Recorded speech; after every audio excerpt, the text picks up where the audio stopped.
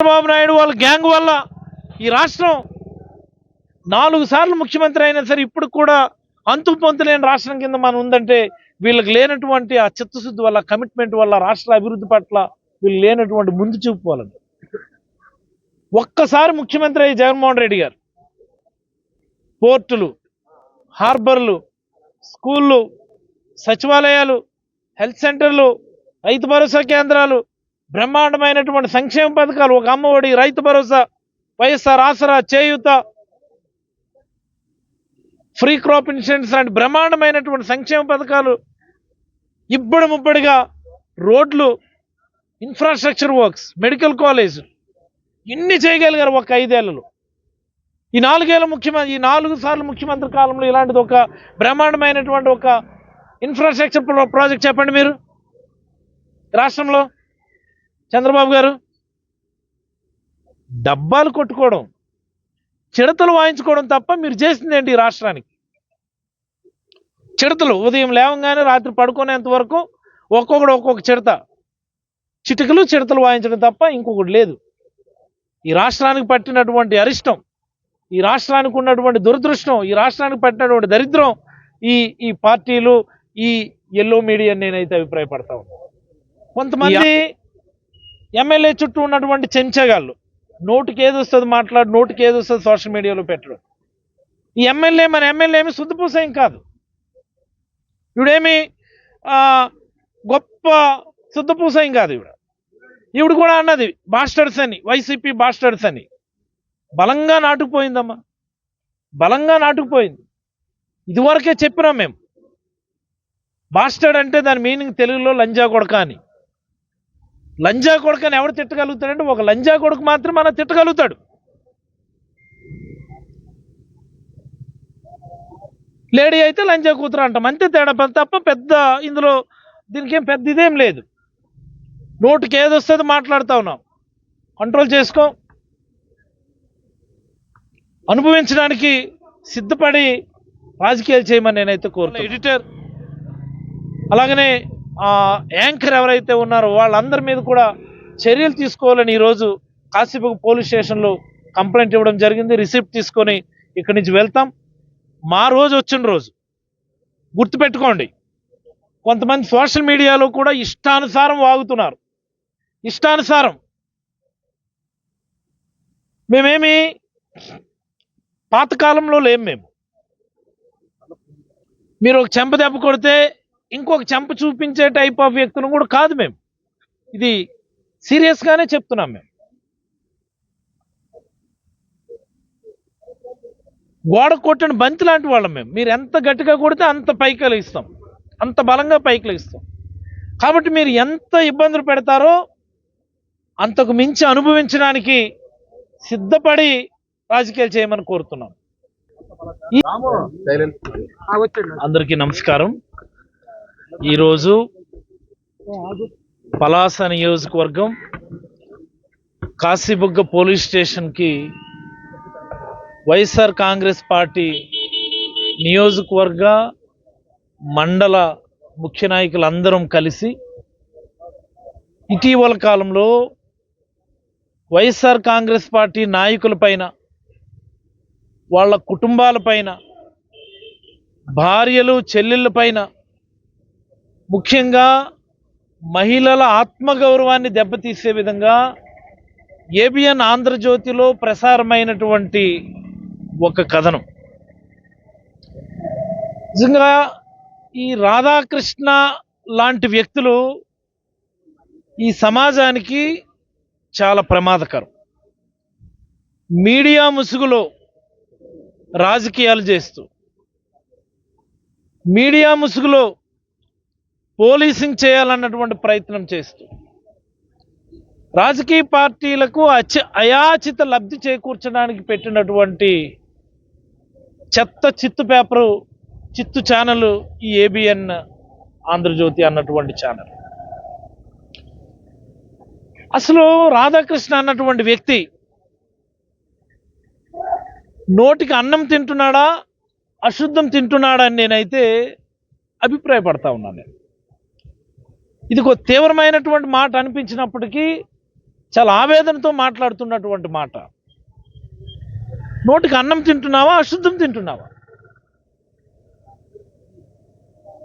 మహిళల గురించి అంత నీచంగా వాళ్ళ ఆత్మాభిమానం దెబ్బతినే విధంగా, వాళ్ళ గౌరవం దెబ్బతినే విధంగా అందులో ఉన్నటువంటి మాటలు కొన్ని వింటే వెన్నెముకలైనటువంటి నాయకులు కార్యకర్తలట, వైఎస్ఆర్ కాంగ్రెస్ పార్టీ నాయకులు కార్యకర్తలు చాలా గట్టిగా తిట్టాలన్నటువంటి ఆవేదన ఉంది, కానీ సంస్కారం అడ్డొచ్చి మాట్లాడట్లేదు. నేను వెన్నెముక ఉందో లేదో ఎలా తెలుస్తుంది రాధాకృష్ణకి? మీ ఇంట్లో చెల్లెళ్ళు, పెళ్ళాలు, అమ్మలు లేరా నీకు?